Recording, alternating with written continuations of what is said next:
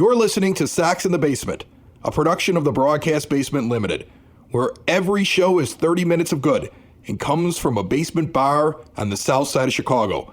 Pull up a stool, pour a cold one, and join us right now for Sox in the Basement. Heard everywhere podcasts can be found, and always at soxinthebasement.com. On Monday, after an hour of herding small children around on a t-ball field, dealing with kids trying to tell them which way to run on the baselines and everything else, and I was feeling good, you know? And then all of a sudden my phone starts blowing up. And a lot of people going, are you doing an emergency podcast? You going to do something tonight? And then I see something about, well, I guess we'll find out if they have more outfielders in AAA that are available to play this year. And I was like, oh no, Luis Robert is really hurt. And it's a gut punch. It hurts. There's no other way to take it except for it hurts. I get a kick out of the stupid takes that I've read. Ozzie Guillen's offspring, Ozzie Guillen Jr., tried to call him an average player and was ripped apart on Twitter for it as people pointed out how much above average he has been contributing at the plate and defensively. He was breaking out. I know your dad was a good manager, but you should shut up. You don't know anything about baseball. I don't even know if you're watching the games. Never speak again. I've seen these fans ready to slit their wrist. I'm not ready to do that right now. No. I'm going to tell you something right now. At the beginning of the year, Carlos Rodon was going to suck. Let's be honest. All right? We didn't know if Andrew Vaughn could actually stand out in left field and be competent catching a ball. We had absolutely no clue. There were a lot of question marks and a lot of questions that have actually been answered in a positive way. That doesn't downplay the fact that you lost Eloy Jimenez before the season started and you lose Luis Robert now, but I personally believe both will be back at some point before the season comes to a conclusion, and a good manager should get this team into the postseason. We're about to find out whether or not a Hall of Fame baseball person still has it, because trust me, there's no way, Ed, that Tony La Russa would have taken this job if he knew he wasn't going to have Eloy Jimenez and Luis Robert. If his buddy Jerry would have called him up and said, Tony, you want one more run out in the sun? You want another season with the boys playing baseball at 76? He would have said, not a chance with that outfield that's out there right now. So he's in panic mode. The best thing for White Sox fans is the fact that that old man is like, oh no, and probably knocked on his buddy Jerry's door immediately after finding out that he had lost Robert for 12 to 16 weeks with this hip flexor and said, you've got to help me. It's going to be a really interesting thing to watch. We've got a lot to cover today on the show. The Sox with their initial moves, what we think they're going to do here in the long term. We have James Fox on the show from Future Sox. He was already scheduled to talk about the start of the minor league baseball season and prospects in the Sox system, but we're going to ask him the all-important question, is there an answer down in the minor leagues? My name is Chris. This is Ed. This is Sox in the Basement. It's brought to you by Family Waterproofing Solutions. If you have any foundational issues, you need a sump pump repaired, you need something checked out, the phone number is right there on the logo, or visit them at famws.com. My friend, how do you feel? Give me your initial reaction.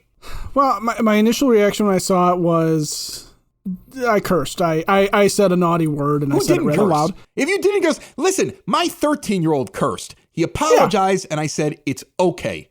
It's understandable. I'm like you said, it's a gut punch. It's hard to fathom this lineup looking at what they have immediately available to them. They were supposed to be this very, very dangerous lineup. And they were supposed to have very good pitching, and they were going to have a Gold Glove center fielder and a really good right fielder to make up for the deficiencies in left field. There's a huge component of this team now that is gone in terms of Eloy Jimenez and Luis Robert. And, when I was sitting there writing the blog and trying to work some stuff out, for myself more than anything, it was kind of a therapeutic blog this week. I kind of likened it to, being a fan of the Bears in 86, 87 when Jim McMahon gets slammed by Charles Martin. The season's not over. It's going to go on, but you really better hope that Andrew Vaughn is not Mike Tomczak and Adam Engel is not Doug Flutie. Well, Andrew Vaughn is going to play more now. I'm going to say this right now. He's going to have to. Andrew Vaughn, who is now the guy with the highest ceiling available in your outfield, he is right now the highest available ceiling. And by a wide margin. If you take out the first 10 games of the season, He's clearly your best hitter in the outfield right now. If he's not out there every single day, I don't want to see any more of this. He's not ready yet. He has to be. You have to play him now, Tony. You can't play any more games. And this is the thing. Like, there's so much to unpack over this thing. But some of my first thoughts, the Wolves are out now for Tony, right? Did you notice that? Like, right after this injury happens, you got Jeff Passan writing something, just ripping him apart and talking about how in the locker room and in the organization there are people that don't like him and they're not getting along with him. And then you see Ken Rosenthal write something very similar and dive into him. And isn't it funny that on this show before, we have talked about how Passan is clearly Han's guy, that whenever Han wants something out, that's his guy, and that Rosenthal is Williams's. Yes. And if you don't think that what has happened over the last couple of weeks with questionable decisions and things that were not in lockstep with what the organization wanted, the guys who built this team, who didn't ask for this guy to be the manager and were already frustrated with him, for that to all start coming out after he goes on in front of the press and downplays the injury, which he was clearly out of line to do because he is not a doctor and he was wrong. So when he sat there and said, this isn't like with Eloy's injury, well, guess what? It was. You shouldn't have been speaking to people about injuries. So there's a frustration level, and phones were picked up and articles were written. So that's the first thing that I noticed that happened that happened around this injury. There are people in this organization didn't want this guy. This guy wouldn't have taken this job if he was going to have this kind of outfield, because this is your rebuild outfield right now. You have an outfield comparable to what you marched out there in the lean rebuild years going forward here for the majority of the season, unless you can do something else. So he wouldn't have wanted the job. They didn't want him.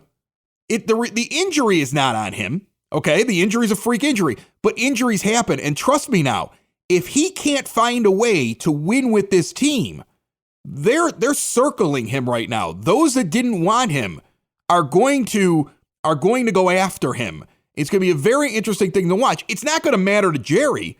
Jerry Reinsdorf could have 10,000 people stand outside of his ballpark tomorrow with signs holding up all of La Russa's mistakes and calling for his firing.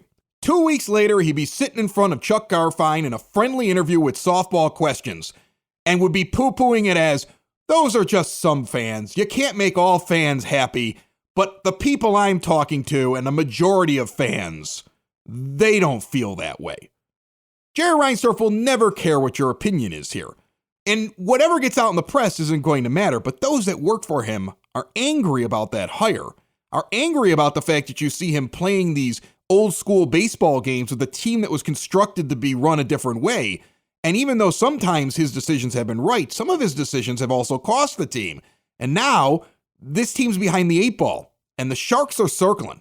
And it is going to be fascinating to watch now how this goes, because Tony still has a good enough team to win this division, Ed. Tony has a lead on the Minnesota Twins, the only team that really matters in this race, because Kansas City will not keep up this pace. He has enough of a lead right now where essentially the Sox could play 500 baseball and they'd have to play well over that to dig themselves out of being under 500 and 4 or 5 games back from the White Sox. Mathematically, their bad start gives him an advantage. He, if he is such a good manager, should still make the postseason. And if he does not keep this team going, those Sharks, they're going to keep going to the press because they don't want him there. And that's why I guarantee he was in Jerry's office already saying, get me something. If Rick Hahn comes to you and he's able to get somebody and it's going to cost you money, I need something.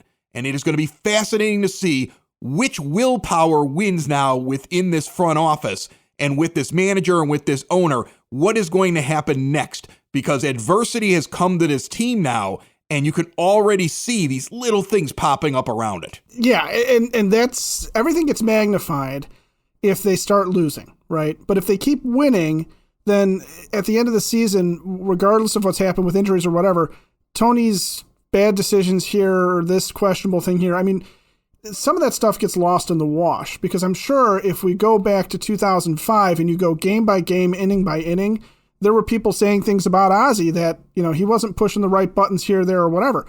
I'm a little less worried about Tony's decision-making up to this point as it relates to what he's going to do going forward, only because it's going to sort itself out in the fact that there's no way any manager, I don't care if you're a legit Hall of Fame guy or you are brand spanking new to the game, if he goes out there and for the next few weeks he starts running Jake Lamb out in left field and the guy cannot play and the guy is not hitting, he should be fired. He should be fired.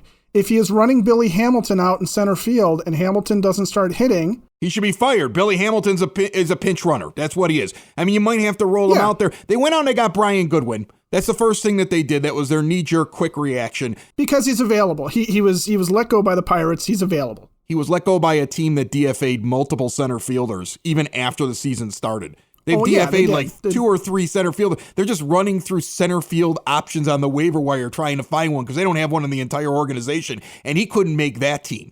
So he's a replacement level player who's 30 years old that a rebuild team isn't interested in because they're trying to find somebody who's young, who is more of a measuring stick during spring training with the Pirates and now sits out there and is waiting. He is a center field replacement level player. It's an indictment on your minor league system that you don't have that already, that you can bring up and play in center field, but that's what he is. They still have other moves that they have to go and make. Sox in the Basement listeners, do the hard work. And if you're a hardworking man or woman on the South Side, you need to be outfitted properly. And that's why you should visit Red Wing Shoes in Evergreen Park, New Lenox, and Geneva. A work boots specialty store that carries sizes from 6 to 16 and feet as wide as 4E. A 115-year-old company that came out of Red Wing, Minnesota. And one of its largest stores in the entire Midwest is in Evergreen Park, Illinois, ever since 1976.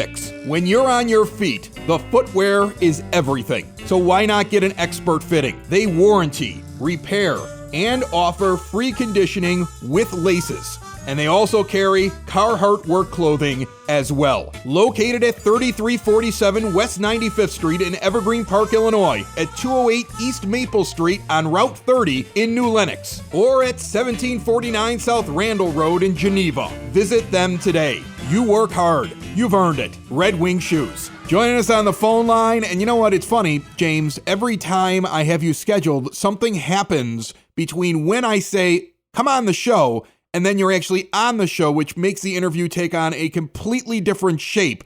James Fox from Future Sox on the line with us right now because we're going to talk about the minor league baseball season and White Sox prospects and things you might not know about going on down there. But then we also have the shadow over us now that Luis Robert's injured, and I'm going to at some point have to ask you the question, do they have anybody that can come up and actually play the outfield? How are you, James?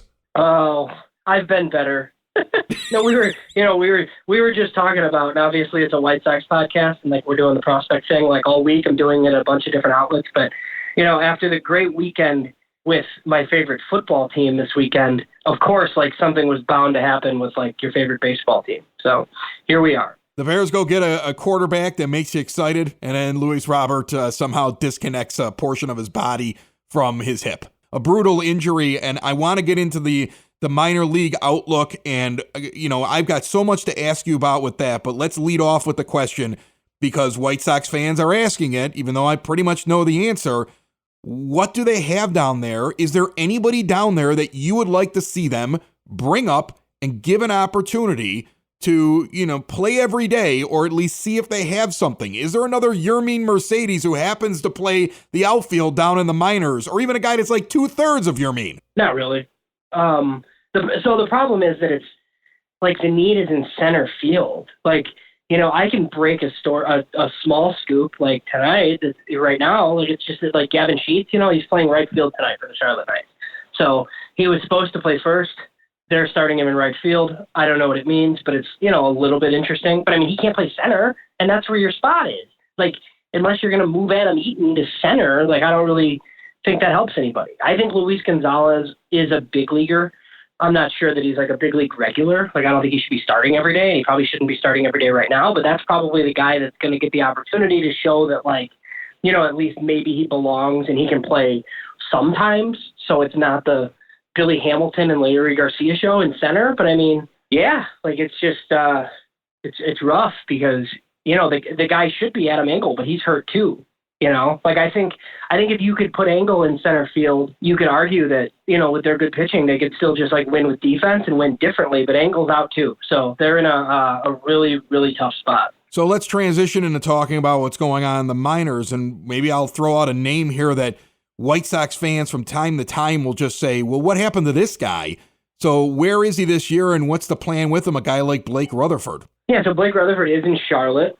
It's his first time in AAA. I think the plan for him would be, hopefully he elevates the ball a little bit more and he shows that he has more power than he's shown, and then he could possibly be used in a trade, or you might be able to see him. I think Blake Rutherford's probably a corner-only guy at this point. Like a lot of scouts say left field only because the arm's not great. He's more of a hitter than a power guy, though, so it's a weird kind of profile, because if he's going to play in a corner, he probably needs to hit for more power than he's hit for so far. That's a left-handed bat trying to tap into more of his power potential, and he's in the right ballpark to do it, because Charlotte is an absolute launching pad, and that's an interesting team right now because of some of the guys that they've sent there.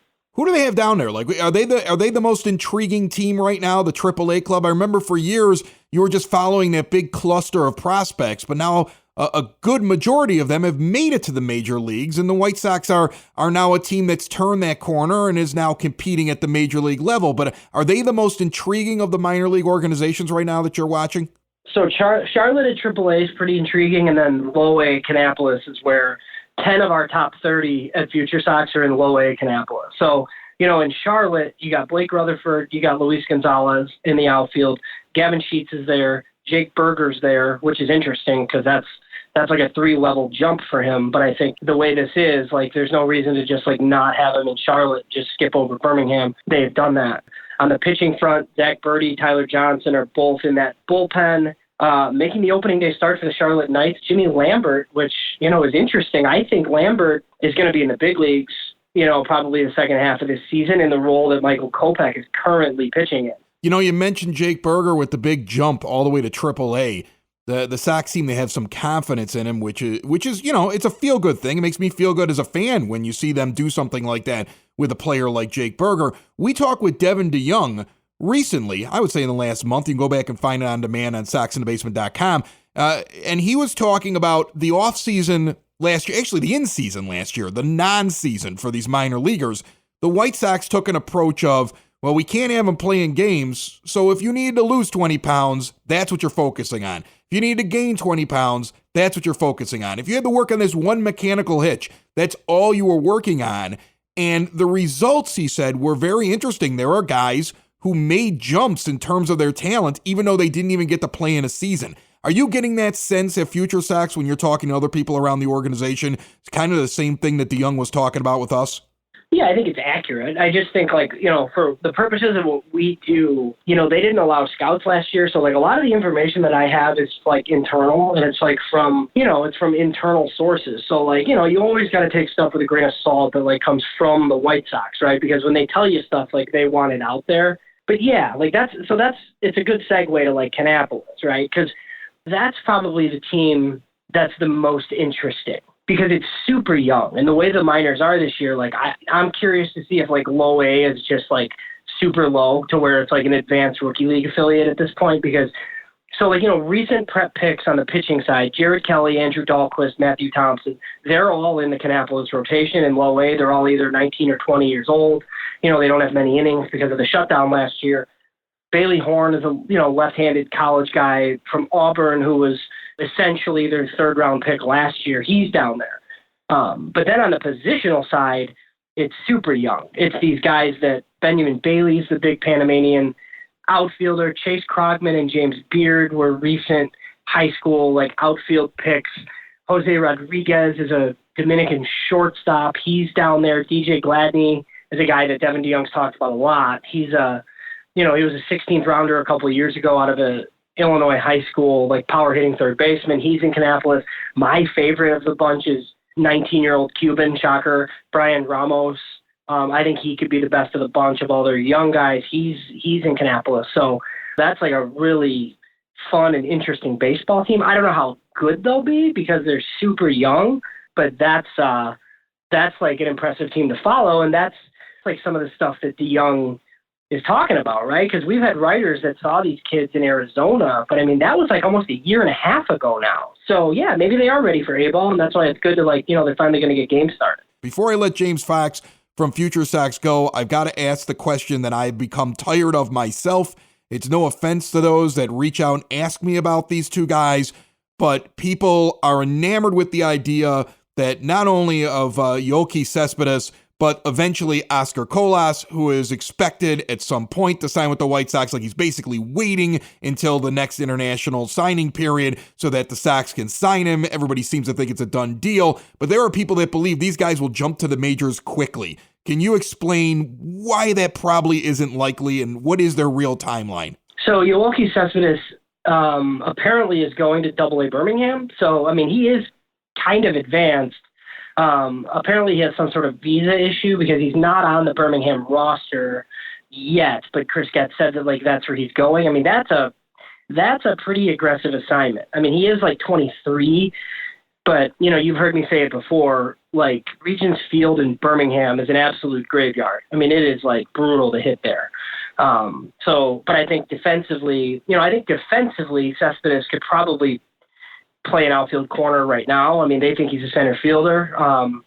We'll see. It'll be the case with a lot of these guys, how much the hit tool develops and how much he can get to his big time power, in games will determine it. But they think he's pretty good. We could see Cespedes in the big leagues, I would think, next year at some point. This year is nuts. But next year maybe, because they don't really have much to lose. I mean, they only spent $2 million on the kid, so it's not like they're going to take him level to level. If they think he can help in the big leagues, they'll just do it. The issue with Oscar Colas is, he can't even sign with the team officially until January of 2022.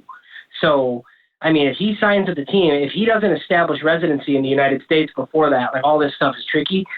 He could sign with the Sox and end up playing in the Dominican Summer League, next year, in 2022. So we might not see him for quite a while. Now, he's interesting.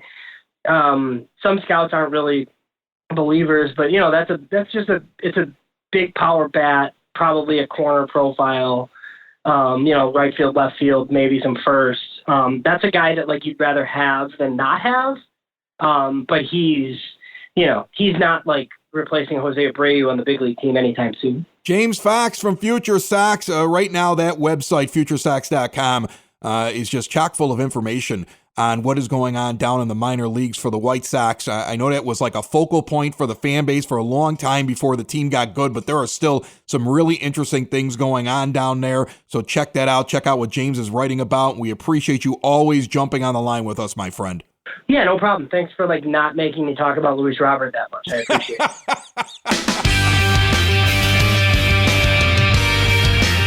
Ed, we always talk about Cork and Kerry at the park, but a lot of people know that the original location is in Beverly on the south side of Chicago, 10614 Southwestern Avenue. Historic location, great spot to go and get a beer with some friends. You can book all the rooms at Cork and Kerry in Beverly, and also that beautiful outdoor patio. That place is going to be hopping this summer, and that includes an outdoor comedy show coming up on June the 3rd. Open afternoon and evenings, comfortable seating, great outdoor patio, like I said. 10614 Southwestern Avenue in Beverly, Chicago. Get more information at corkandkerrybeverly.com. And picking up on the conversation we were having earlier with Robert down, Jimenez down, hopefully the both of them are back before the season's over and this team is still playoff bound. And you get a shot in the arm with these two guys actually joining the team. But there's going to be short-term solutions and long-term ones, right? For the Sox, they're going to have to compartmentalize it a little bit, because for right now, the month of May is going to be deciding where you're going to get coverage in center field, and then hopefully, like you said, playing Andrew Vaughn in left field, because his bat is supposed to be on par with Eloy and Luis Robert. After the month of May, though, you can either look to the minor leagues, you can look to Adam Engel, or that's when the trade market is going to start to pick up. And you're right, they do need a veteran in all likelihood to try and backstop this, but I would suspect that there's no way that you're going to get an all-star caliber replacement at any point. So what's in-house is what we're going to see. Yeah, and the rough news is finding out that Adam Engel, on the exact same day you find out about the Robert injury, you find out from Rick Hahn that his setback in his rehab has him still 3 weeks away from baseball activities. He's not getting here till mid-June. So, it's rough right now, White Sox fans. I get it, but you should still be able to make the postseason. I have not lost faith in the ability that this team could make the postseason. This is still a really good team. It is still a very good team. And a lot of this comes down to, what do you believe about the manager of the team? Like, I didn't like the hire because I didn't like the fact that the guy who was supposed to be in charge of the hire didn't really get a say. His owner stepped over him and hired his friend. All right, that's fine. But I have been able to kind of compartmentalize Tony's decisions.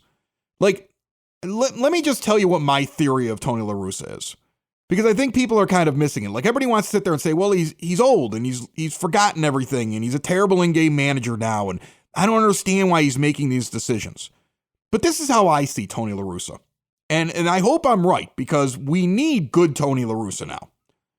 How I see Tony La Russa is, he's a 76-year-old man who's in the Hall of Fame and has accomplished so much in his life that he is not going to have anybody tell him that he doesn't know more about them when it comes to baseball. I think of, like, if my dad, who was, an expert in his field, was told now by somebody that he couldn't go back and do it, it would insult him. And he's in his 70s and he's older, but he'd be like, I'm better at that. I was great at it back when I did it. I'd be great at it again. I think about how basketball players from other generations always get angry and say that they would have done well, or football players like Wilt Chamberlain was like, I'm better than Michael Jordan. And guys from Jordan's era and Jordan are like, well, LeBron and those guys, they couldn't hang with me. And football players from the 1960s think they could play this game. There's always going to be a pride within somebody who has done it and accomplished it, and they don't want to be told that the game has changed or they can't figure anything out. So it didn't matter if Rick Hahn and the rest of the White Sox organization sat down with Tony and said, this is Lucas Giolito. These are his capabilities. This is what we think of him. Tony in his mind is like, yeah, that's great, but I'm the manager and I'm going to find out what he is for myself. So I'm going to send him out there against all advice, because I guarantee Ethan Katz knew that he was out of gas in that start where he left him out there, which seemingly has really pissed Giolito off, because he should never have been sent back out in that inning to be left to die. But the way that Tony's doing things is, I want to see what this guy can do, because until they've passed the La Russa test, I don't know what he is. And I felt like a lot of decisions this month where I got to find out what this guy is, because, I can evaluate these players better than anybody else. I'm Tony La Russa. Now, whether you agree with that or not, and that's not exactly a slight on Tony, I'm saying I understand it. I'm saying that anybody that is as accomplished as Tony La Russa, who's 76 years old and set in his ways, is going to sit there and do that. So my belief is, when he leaves somebody out there way too long as a pitcher, he's testing to see what he has. I guarantee you he looks at Lucas Giolito and in his mind he goes, well, you think you're an ace, but a real ace would have found a way to power through that. But now I know you can't do that. That's where I think his mentality is. I put you in this adverse situation. Let's see how you respond. Look at these rookies over here. I'm going to bench them every once in a while without any other explanation except for you haven't earned it, because that's how you motivate a player. I've been doing it like that for decades. I know best. I'm Tony La Russa. And I believe that's how Tony La Russa thinks. Now, he might be right, because the idea that just because somebody is old that they are unable to do a job is wrong. That's ageism. It's wrong. There are guys who are older that can do jobs better than younger people. They can. He may walk slow. He might sound super old. And you might be like, oh my goodness, where is the energy and excitement that I would have gotten from a young manager? My hope is that that's what this has been. And that as he learns his team, we will see better decisions. If that's not the case, we are in so much trouble here, because that would mean that he's been winning in spite of himself. And the more talent you take off the team with injuries, the less of a chance that that's going to happen. So when you look at him, do you think what I'm saying makes sense? Because it's got to make sense to me, Ed. Because if that's not the case, if he's not saying, I'm Tony La Russa and I'll make these evaluations of these guys, I know best because I'm a Hall of Fame baseball person and I know what I'm doing, and I will decide how long a guy stands in because I'm going to go test him by fire, the La Russa test.